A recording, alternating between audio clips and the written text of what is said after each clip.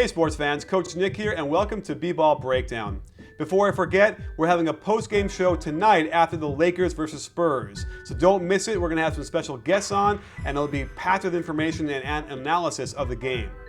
Well, let's get into the Lakers-Warriors from the other night because here's part 2. We're going to look at the refs and down the stretch. Now, back in the day when the Knicks and the Bulls were going at it, we all knew the league wanted longer series. They didn't care if the Knicks won or the Bulls won because both those were big markets. They just simply wanted 6 or 7 games in each series when they played, and we all knew that and understood it, and they would send referees that would make the game, favor one team over the other to extend the series, and that just seemed to be, accepted practice. Well, this is a little bit different because the conspiracy people out there are thinking that the Lakers have been benefiting from a lot of calls to ensure they make the playoffs and the Jazz don't. Well, I'm not so sure I'm going to buy into the complete conspiracy theory, but there are some compelling issues there with some really strange calls that have been going on for the last few weeks. And on Friday's game was no exception. And I'm going to show you a lot of those calls because they benefited the Lakers immensely. And when you're talking about a close game like this, it's almost too much to overcome for the Warriors. Lest you think all the calls went in favor of the Lakers, here's a pretty bad moving screen set by Biedrins to free up Curry for one of his threes. The Lakers had a foul to give and the Warriors know this. Jarrett Jack clearly is in a shooting motion when the foul occurs. You know it's a bad call when the Lakers announcers think it's a shooting foul as well. Wow, I thought that was close to a shooting foul. And are they going to give him a shooting foul? I mean, he anticipated it and got into the shooting motion, it seemed, from this angle. Says off the drill, picks it up, and officials rule that it's a non-shooting foul, break for the Lakers. People complain this was a bad call on Dwight, but the ref called the first part where he dislodges and shoves Landry first.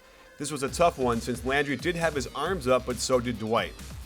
Right in front of 2 refs, Dwight Howard clearly steps out of bounds before saving this ball. This led directly to a phantom foul on Clay on this Kobe pull-up. This loose ball foul on Achilles was pretty bad because it was made by a ref who was 30 feet away. There wasn't any contact on Howard as 3 guys went for the ball. Another phantom call when Kobe hurts his knee. He fades away on the shot and the ref is way late calling it. Bad communication by the Warriors. Barnes wants to switch, but Curry wants no part of Kobe. Then Barnes rakes him across his arm, no call. I had said during the game that the Warriors might look back at these 2 wide open misses as key plays, and they were. But look at this loose ball foul called on David Lee. While there was a little contact, it didn't affect the play, and worst of all, it was called by a ref 40 feet away. On this play, Dwight Howard is in the lane for 4 seconds, and Steve Blake lifts his pivot foot before the contact. This was a tough call since the ref is so close to the players. On the play where Kobe injured his Achilles, he went down with just about no contact. The ref assumes there's a foul since he fell down. At this angle, Barnes has his left arm on him, but by no means is that a foul in the NBA. And this was the worst of them all and the most crucial. Dwight Howard lowers his shoulder, is clearly moving, and causes all the contact. Blake isn't even bothered by the contact. Play should not have been interrupted. This gave Blake 2 free throws and the Lakers the lead. Now let's look at the crucial 4th quarter and how the Lakers were able to come back from a sizable lead late in the game. The Warriors were called for 11 fouls, while the Lakers were whistled for 5. The Lakers attempted 16 free throws, while the Warriors shot only 6. We'll show you some coaching mistakes made by Mark Jackson, and it was all too much to overcome for the Warriors. With a nice 4th quarter lead and a great defensive play by Curry, this is the beginning of the Warriors' issues as Klay Thompson hurdles out of control and turns it over on this charge call. Steph Curry swivels his head to stare at the post, losing sight of his man. A simple pass back to the corner and Blake nails a very nice quick release 3. Clinging to a 6-point lead, it makes no sense to force the ball down low to Achilles, who's a terrible post player and almost never gets the ball down there. Really nice Spurs-style movement to get Jack the ball on the dead run and screen for him. Powell has to help, leaving Lee wide open for a pick and pop. Unfortunately, his sphincter got tight. This time they pick on Powell again with a pick and roll, but Lee has trouble finishing over the long arm Powell. Make no mistake though, this is a missed layup.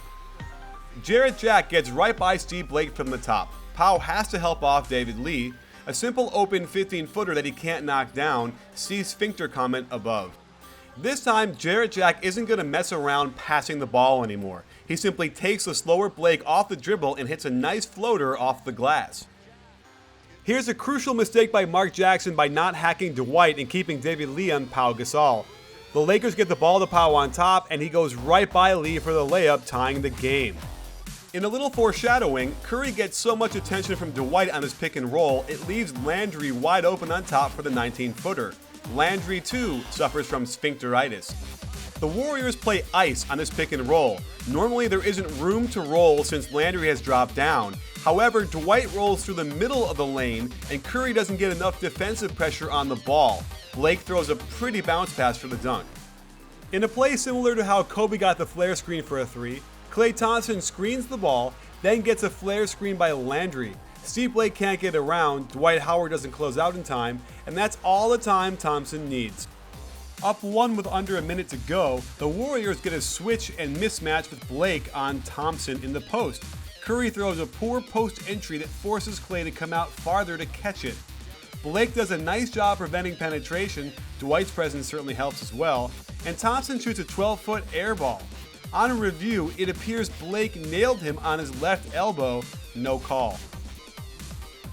After Blake hit 2 free throws on the worst call of the game, Mark Jackson calls a play for Klay to get a sideline screen and float out of bounds to get a shot in the corner. This is risky since there isn't a lot of real estate along the baseline.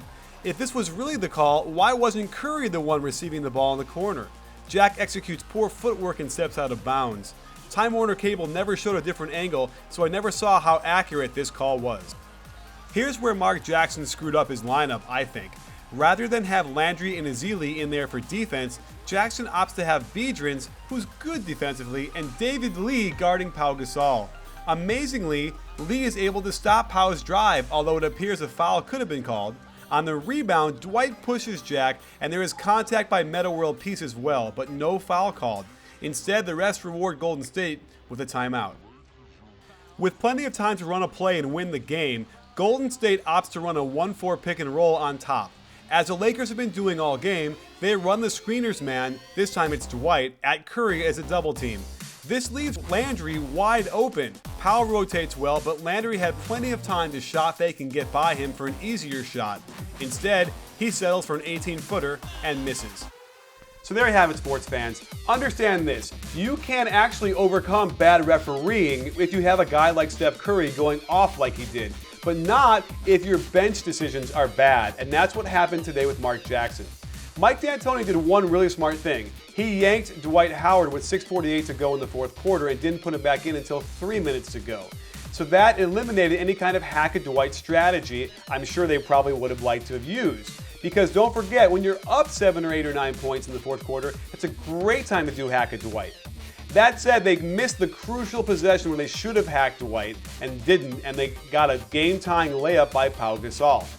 So that's a huge thing, and they also fouled him at some point with Landry under the basket, and that took way too long to foul him.